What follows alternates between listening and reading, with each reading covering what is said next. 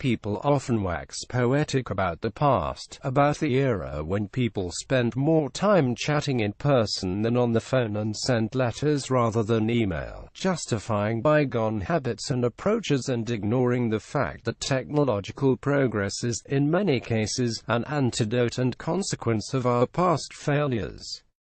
Maybe it's time we took a hard look at ourselves before indicting technology as a scourge on humanity. We scapegoat technology for our mistakes, the common reprisals against technological innovation are that it dehumanizes and disconnects us, or that it stupefies us. People will harp on any occurrence to prove the point, like the first fatal crash involving a self-driving Tesla car. Instantly the headlines swarmed with triumph as Luddites pointed fingers and reveled in the prophecy fulfilled. To the chagrin, a closer inspection revealed how human error was the cause of the accident rather than technology. In fact, 90% of road accidents are the result of human error. Human error also accounts for many online blunders. Earlier this year, Microsoft launched an artificial intelligence chatbot on Twitter named Tay. Tay was created to speak like a teenage girl who learns from real-world conversations, picking up slang and updates from trending topics.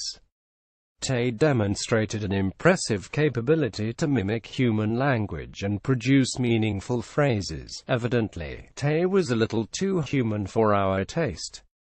She quickly put a fateful mirror to our online behavior. In merely 24 hours, Tay had learned a colorful array of racist, offensive and hurtful tweets from its human friends. Tay was not a villain, she was a vessel.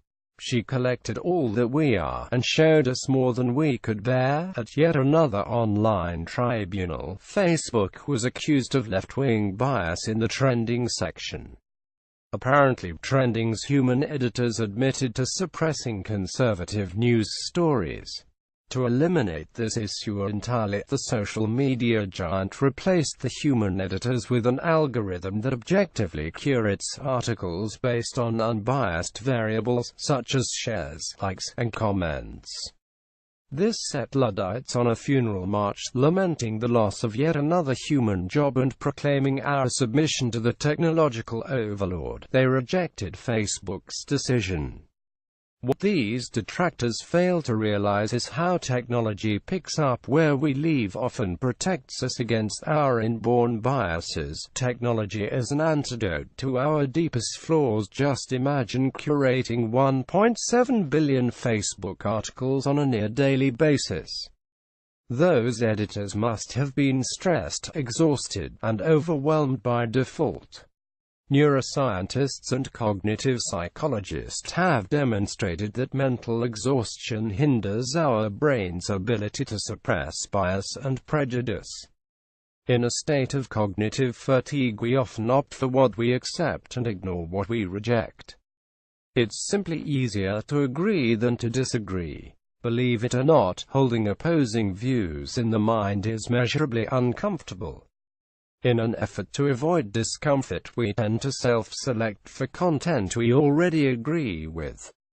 Readers do the same. This, however, is a dangerous habit with far-reaching repercussions for discourse, politics, social harmony, and much more. Corporate practices may deepen our biases. The broader question there is about the push toward personalization.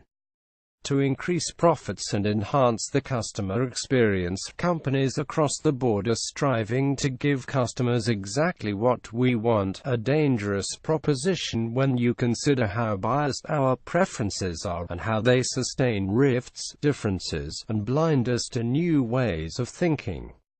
In that way, by not allowing technology to take the reins on certain inherently biased tasks, we may be sowing the seeds of our own discord and prejudice. In sum, the common-sense view on technology isn't zero-sum. We don't have to choose between rocks and robots. Man and machine complement each other. And in those cases when machine supersedes man, we should self-analyze to determine whether an unbiased, objective, and untiring tool is preferable to all the flaws that it precludes. Please share your thoughts and comments on this story to challenge all of our thought processes.